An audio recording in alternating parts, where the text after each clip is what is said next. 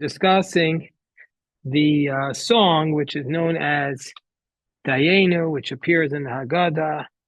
Um, and it's actually unusual, very, very unusual, that there is this. A piyut is like a poem, a liturgical poem. The Seder does not have any other liturgical poems. It has songs at the end, but not certainly nothing in the middle. And those are not really liturgical poems; they're more just like songs.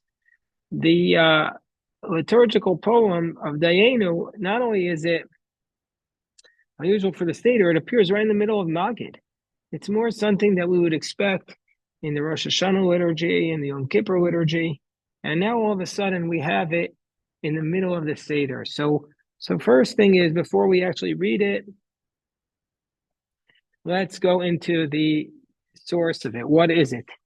So in the Haggadah, and I wish Seth was on, because Seth could look it up. In the earliest Haggadah that was printed, that Rena's exhibiting in the Washington Bible Museum. And in the earliest source of the Haggadah, which is called the Haggadah B'Sifri, Haggadah is taken from an ancient midrash. This piyut does not appear, and also the midrashim that the Tanaim bring does not appear, but we don't have it in any of our ancient sources, even though some medieval authorities claim that they had it in their ancient sources. So the first time it's mentioned is Rabbi Saja Gaon, so he's like writing in the 9th century. He mentions it, but Maimonides does not have it. So Maimonides is writing in the 12th century in Egypt, and he doesn't have it. However, already by the time of Maimonides' son, he says that he does have it, and he does make reference to it. So it does seem to be ancient, even though it's not part of the official, like, we don't know the source of it. We don't know the actual source. So the Rashbat writes that this piyut is praise that was sang along with the bringing of the Bikurim. So it was accompanying that when the first fruits were brought to the temple, this was the song that was sung with it. That would imply that this song goes back to the time of the Bikurim passage, in the time of the temple, when you would bring your first fruits and you would chant this. But alternative position is from the 14th century work called the Shibbolei Halakhet, who argues that this was written after the destruction of the temple. And his source for this is that the author arranges the praise up until when we see that the Dayenu ends. Where does it end? It ends. He ends. Did not give us the Beit HaMikdash. So we see from here that it was written right after the destruction was of the temple, and it's as though he's talking about with great praise the longing for the destruction of the temple. So that's the idea of the Shibbolei Halakhet. The commentaries explain why it appears at this point in the Haggadah. So the Shibbolei Halakhet, as we just said, says it's continuation of, we've been discussing the passage of that we've been discussing the verses which were recited when the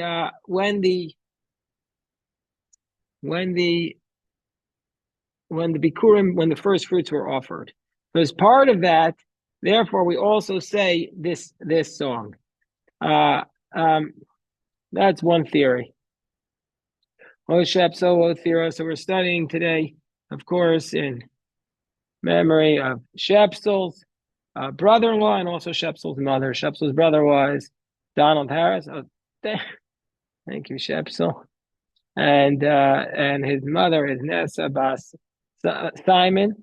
and we're studying in their memory, and we're also studying in memory of David Balto's grandmother, and then one more person we're studying in memory of is our dear friend who can't believe this is his second yahrzeit, and that's George Johnson.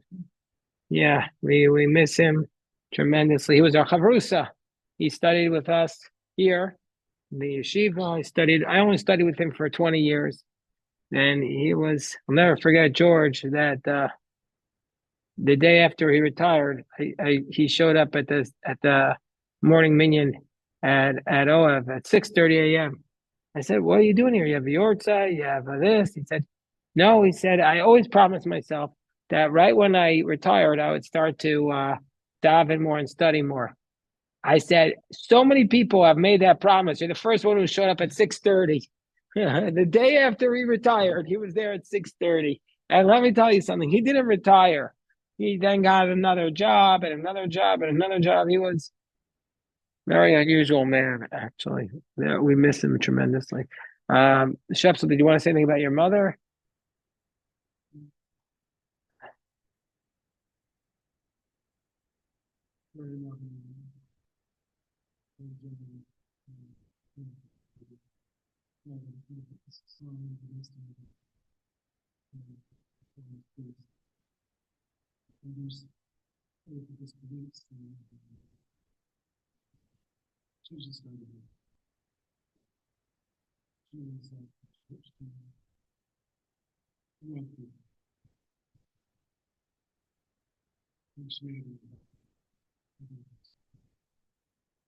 Sorry, I never met her. She sounds like an incredible woman, and we'll study tonight in her memory. So we're discussing the Dayenu song, and it's appropriate. The Dayenu is a song about gratitude. We talk about the Dayenu ultimately is about gratitude. So the first we're discussing before we go through the text of the Dayenu song is why does it appear at this point? Hello, Kobe. We're studying the Haggadah here. There's Haggadahs here, Kobe. Why does it appear at this point? We're discussing Dayenu, Kobe, and we're saying why does it appear at this point in the Haggadah? So one theory is because that it's coming as a continuation of the miracles. Everyone was talking about the miracles, and so therefore it says not only have we talked about the miracles, but there's so much to add on to the miracles that we discussed. The Rashbats explains that it's a continuation of what we said. You start with the demerits, the defects, and we conclude with praise, because the author of the Haggadah was saying about the passage of the Bikurim until we're engaging in the praise, that praise is the one who brings the Bikurim, and so therefore that's what we're talking about, that this is the praise of the one who brings it. The Maharal sounds similar to what we said before, that after he mentions all the plagues and the Exodus, he says, we're just touching the surface. We're just touching the surface. We have so much more to discuss. And one more theory before we go into the text is that the Midrash Haggadah writes that this piyut is actually the beginning part of who wants to guess? The Hallel, which is the songs. That after he tells all about the Exodus, we now say, okay, we have to say the Hallel. And in order to get us into the spirit, we start to speak about why we're obligated to say the Hallel. And so therefore we count all these miracles that God did for the Jewish people. And really, even for one of these, we'd be obligated to praise God. And so for sure for all of them. Okay, so now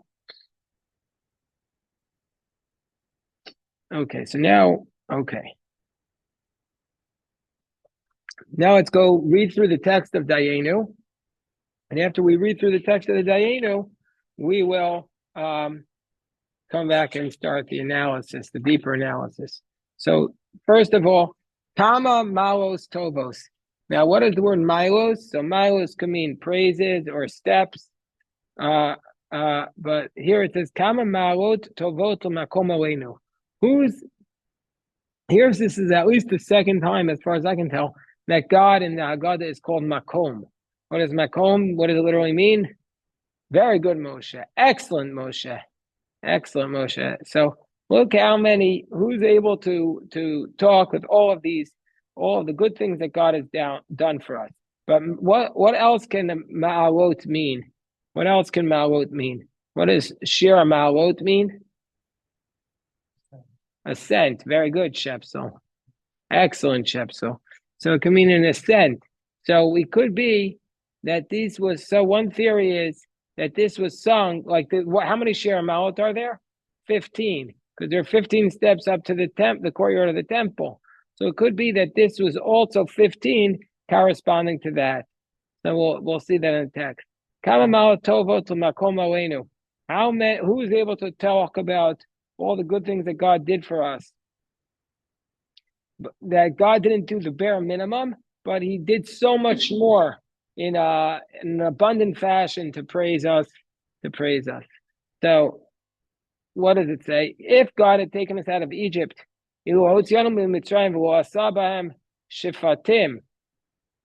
Dayenu. If God had taken us out of Egypt, but He did not do revenge upon the Egyptians, that would have been sufficient. I mean, we didn't require the revenge. It would have been sufficient. Second one is if He had done revenge, but didn't knock out their gods, that would have been sufficient. The third is if He knocked out their gods, but He didn't kill the firstborn, that would have been sufficient. If He killed their firstborn, but did not give us their money, that would have been sufficient. He gave us their money, but did not split the sea, that would have been sufficient. If He split the sea, but did not take us onto the dry land, that would have been sufficient. And that's always the question. What do you mean? That we would die in the middle of the sea? No, but we would have gone through the sea, but in muddy waters, not in dry land. If He took us out of the dry land, but He did not drown, if He took us onto the dry land, but He did not drown the Egyptians in it, but He just had them returning to their own land, that would have been sufficient. If He drowned the Egyptians, but did not provide for us in the desert for 40 years, that would have been sufficient. If He provided for us in the desert, but did not give us the man, that would have been sufficient. Now, that's a question. I thought that's what it meant when it said He was providing for us in the desert. I thought it meant He was giving us the man. So we see from here that it's two separate things. Providing for us and giving us the man. Providing for us must be referring to the water, the fact that our clothes did not disintegrate and that we were protected by the cloud. If He gave us the man but did not give us the Shabbos, that would have been sufficient. All of a sudden, this is the first time that we have a spiritual explanation. All of a sudden, we move from the physical into the spiritual, right?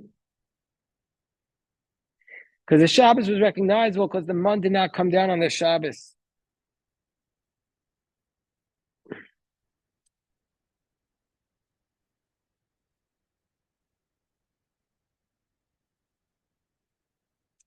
Then there's a second spiritual answer. He gave us the Shabbos, but not give us to Har Sinai. So what happened at Har Sinai? We were able to see God's glory. If we came before Har Sinai, but did not receive the Torah. So at Har Sinai, even without getting the Torah, just seeing God's glory was an incredible spiritual moment. Well, Yoav, what did you say? Mashallah?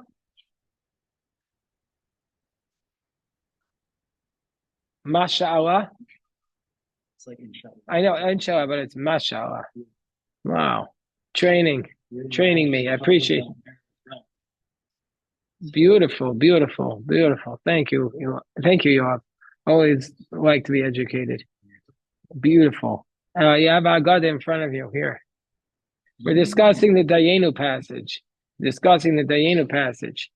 And we just said if we came to the Shabbos, but if we came before Har Sinai, but God did not give us a Torah, that would have been sufficient. Why? Because just coming and being in the presence of God at Sinai was itself worthy of seeing God's glory. Right.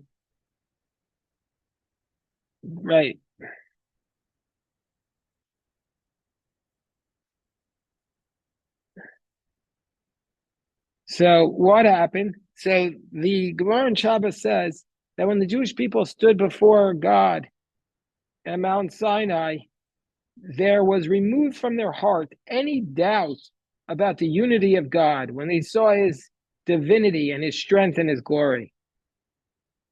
Also, when they stood at Mount Sinai, they received their glory. They received their crowns. So it was a very special moment just to stand there and receive the crown at Mount Sinai. Then it says,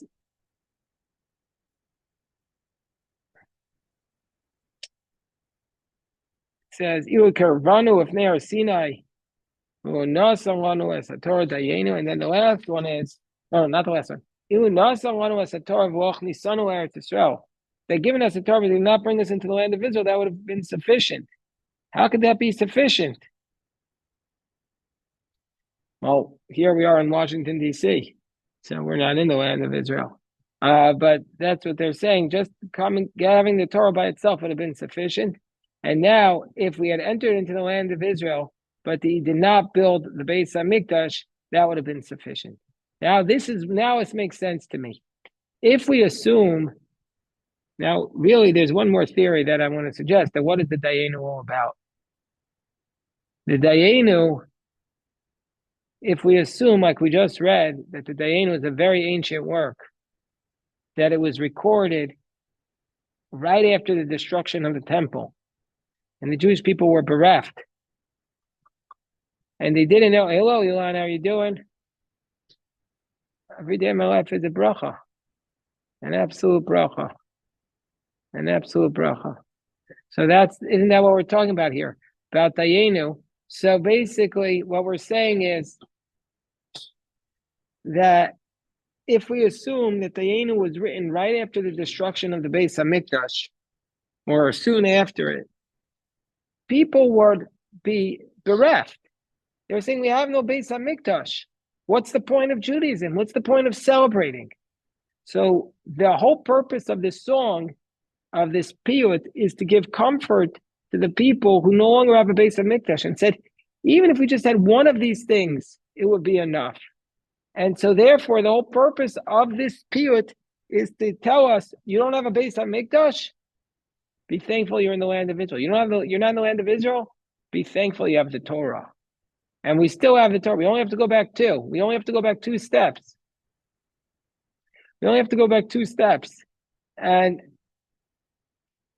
then we say, and then it's repeated, and then the whole song is repeated. But anyway, so that's what I think is the whole purpose of this piyut, is to give comfort to the people who no longer have the Beis Hamikdash. Okay, what's a piyut? What?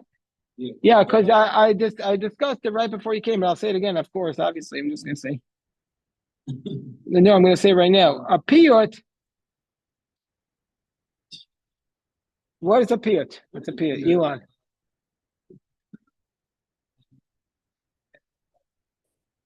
So a piyut is a word for basically a liturgical poem. What is a poem? You know what a poem is, and you know what liturgical is. Okay, so liturgical is basically it means prayer.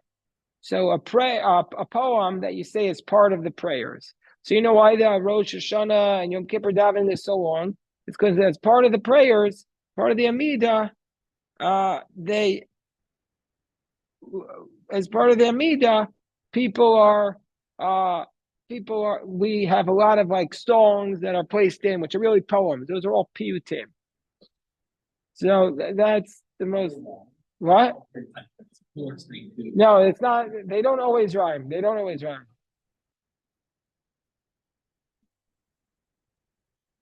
They don't always rhyme, but they don't have to rhyme. There's a lot of different, like, the variables of piyutim. What? Yeah, no, like they don't always rhyme, but the thing is, in the Hebrew language, it's very easy to rhyme. It's like really easy. Like every word rhymes in Hebrew, so because they all have the same suffixes, so it's like not hard at all to rhyme it, right? No, or a plural.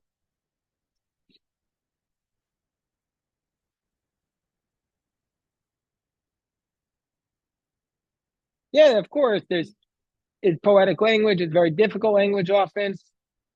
You know, as an expert on piyut, Rabbi Mintz, he was so good on it. Yeah.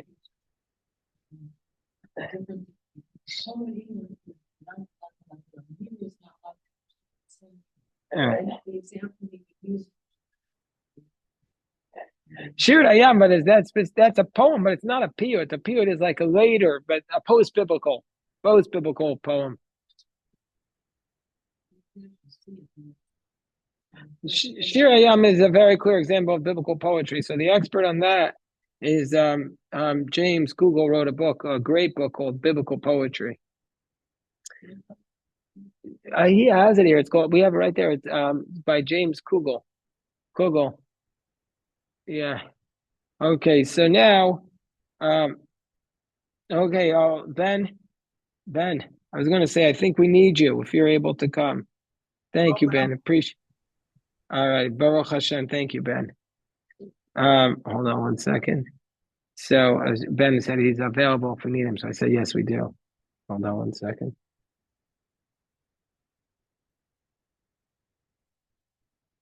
Okay. So the number of 15 steps, because it says Chamesh Esrei, that this piyut has 15 things that we're thanking God for, that God did for the Jewish people. So what are these 15? What do these number 15 correspond to? So I have 9 things that they correspond to, but before we get to that, I really would rather focus on something else, which is the word Dayenu. The word Dayenu, which we take it for granted, which we take for granted. Oh, hello, Noam. How are you doing? Noam, what does the word Dayenu mean? So we have here 7 explanations. So most commentaries here, we're just doing the Haggadah. We're doing the Haggadah. Okay, fine.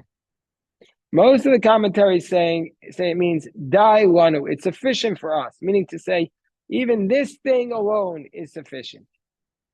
That's one explanation. Dai, meaning sufficient lanu for us.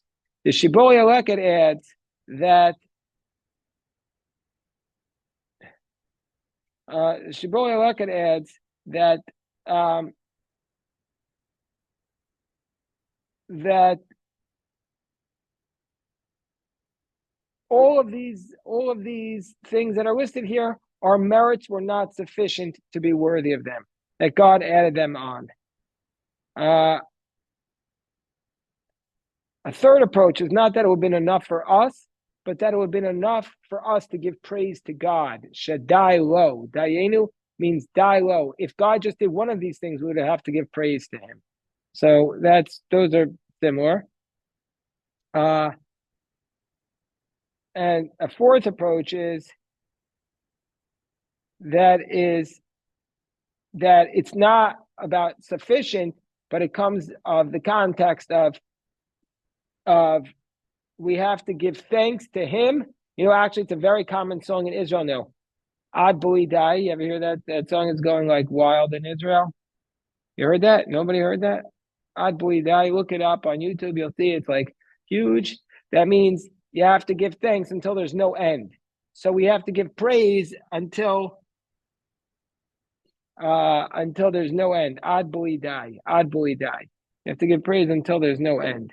That's how much we have to give praise. The Imre Shefer says, actually, so the Haggadah Rabbi Eliezer Ashkenazi says Dayenu is an expression of astonishment, meaning we say we're so astonished. Is it sufficient for us without anything else? Meaning to say, he gives a parable to a king that anoints his beloved over a country, or his friend over a country, and he comes there and he sees that he's not wearing any garments of a king. The garment gives him the garments of the king, and when he sees that he doesn't know any of the ways of how to be hello Pasha, when he sees he doesn't know the ways of how to be king, he teaches him how to be a king. And when the person who is his friend comes to give thanks to the king, he praises him and he says, He says, when I was in, uh, it was sufficient for me to be king, even without the garments of the king. And oh my gosh, people are calling. But now, for sure, how much more so am I to be grateful? And so that's why we say we could have been a great nation without all these things you did for us. So I'll just give one more explanation. There's so many more. One more explanation is from the Saba of Kelm. The Saba of Kelm says that really one miracle alone is sufficient to strengthen our faith, and all the other miracles that a person or levels a person is supposed to get to, we could have reached from one miracle, and it was only the kindness and the generosity of God for His Creator, for His creatures, that caused us to have so many miracles to be strengthened. And that's what it means, Dayenu, meaning to say that each one of us was dai be'emunah. It was sufficient for us to have faith, even for one of these things. Okay, so basically, we see a lot of different explanations, but the basic idea is either it means it would have been sufficient, or sufficient for us, or sufficient to give praise to Him, or give praise unending, or just or it would have been sufficient for us to have faith.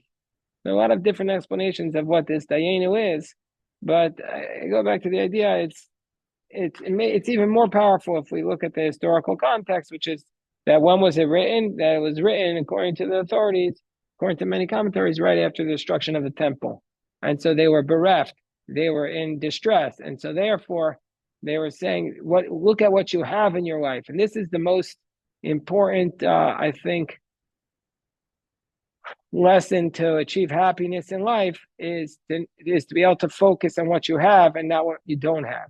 If you focus on what you don't have, you'll always be unhappy. But if we focus on what we have, then we'll be in a level, Donnie, then we'll be in a level of gratitude and the expression of happiness at all times. And that's the value. That's the value.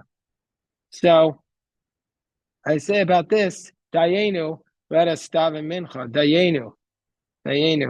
Yes,